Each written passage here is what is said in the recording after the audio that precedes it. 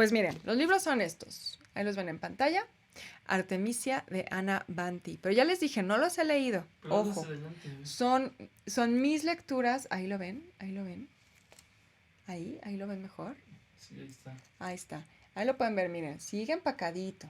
Conste. Luego no me vayan a decir, ve que estaba horrible, lo odié. No creo que digan eso. Pero no me lo vayan a decir porque, ojo, están advertidos. Yo lo que les estoy compartiendo hoy son mis lecturas de Semana Santa. Es yo que voy a leer cuando pueda sentarme a tener 5 minutos de paz en la vida. Esto es lo que voy a leer en mis vacaciones de Semana Santa. Como les decía, lo edita Periférica. Ana Banti es la autora. Artemisia, ahí les voy otra vez, para que luego no me anden diciendo que cómo se llama. Periférica, esquina con viaducto. Ahí está. Segunda edición. Sí, todo muy bien. Ahí está el lomito. Miren qué guapo lomito. Lomito suavecito. Y ahí está el sitio de Periférica. Muy fácil todo. Editorialperiférica.com.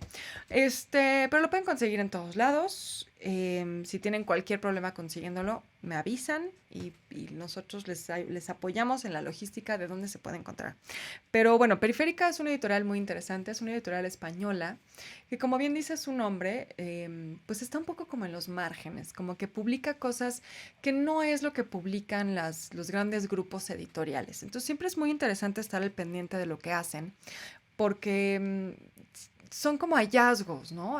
Para mí estos dos lo han sido, o bueno, pintan para hacerlo, porque son autores que quizá hablan incluso de temas un poco marginales, o sea, marginales en el sentido de que no son los temas que están en el debate público necesariamente, no son los temas que están siendo tratados de nuevo en los grandes grupos editoriales, no son los temas que están dominando la conversación en los medios, pero son temas que siempre son interesantes, ¿no? O que incluso hablan de cuestiones que no siempre tenemos tan a la vista. El caso de este libro de Ana Banti, de Artemisia, la razón por la que me llamó la atención es, bueno, sobre todo por Artemisia Gentileschi, que es la pintora en la que está basada el libro.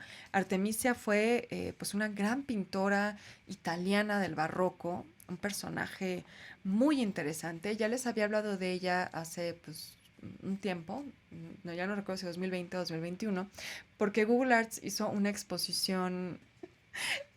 Ya les había hablado de Artemisia Gentileschi en el confinamiento, porque por ahí de 2020-2021, la Galería Nacional del Reino Unido, en Londres, hizo una exposición virtual. ¿Qué se robó? No se robaron nada.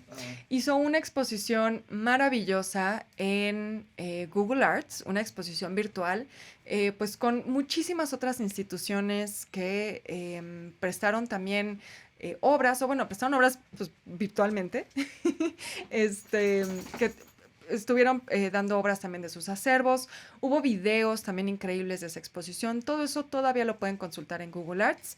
Les subo la liga a mis redes sociales mañana para que lo tengan en mente, porque creo que puede complementar muy bien la lectura.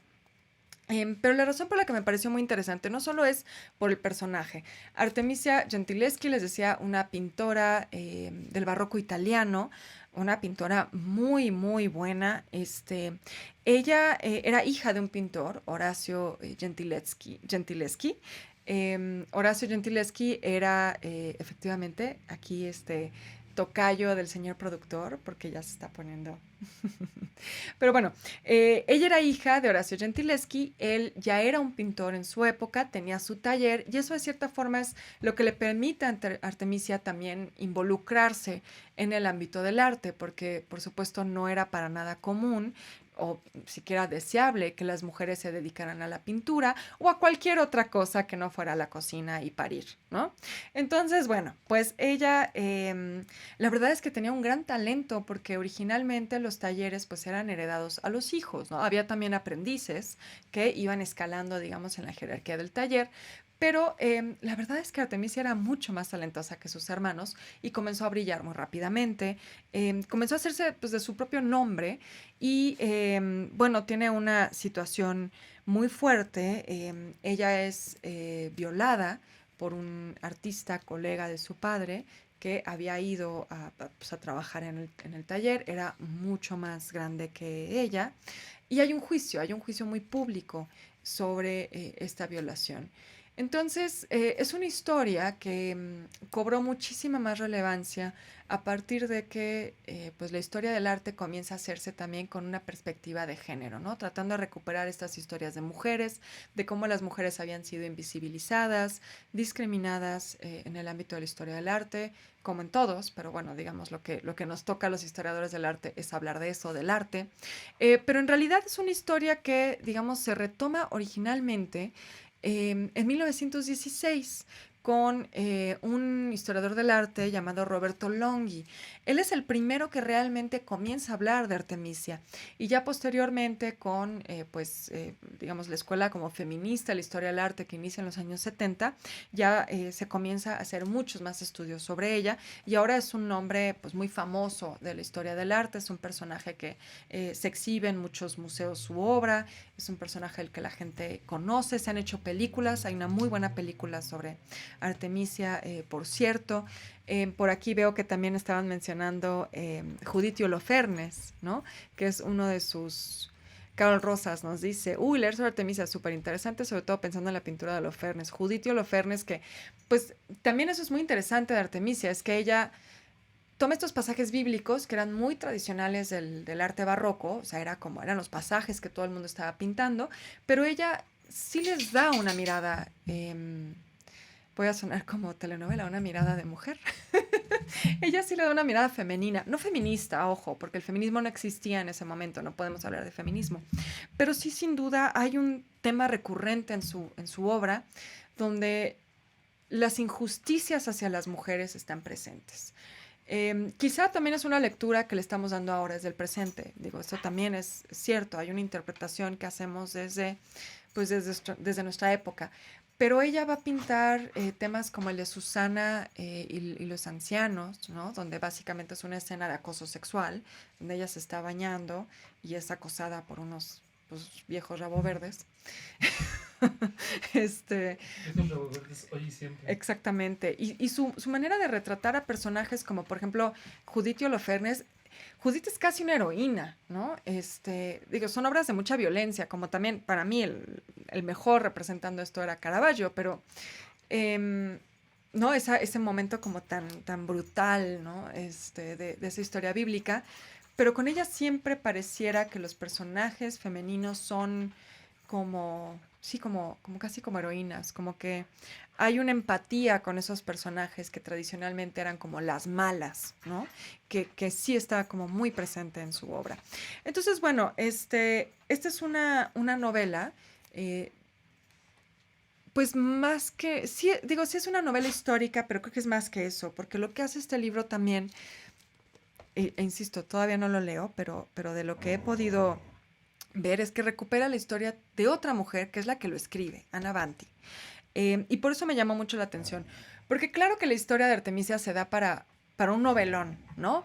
Eh, Como les decía, ya se hizo una película, pero lo que hace esta edición o esta novela es recuperar un manuscrito que se había perdido, escrito por una mujer que estaba tratando de recuperar a la figura de Artemisia mucho antes que estas feministas que empiezan a hacerlo en los años 70 y 80. Eh, y era esta mujer Anna Banti. Anna Banti había sido pareja de Roberto Longhi, había sido su alumna y después fue su pareja de Roberto Longhi, que es el primer historiador del arte que recupera la figura de Artemisia. Y entonces Anna Banti comienza a escribir una novela que termina perdiéndose por un bombardeo en la Segunda Guerra Mundial. Y entonces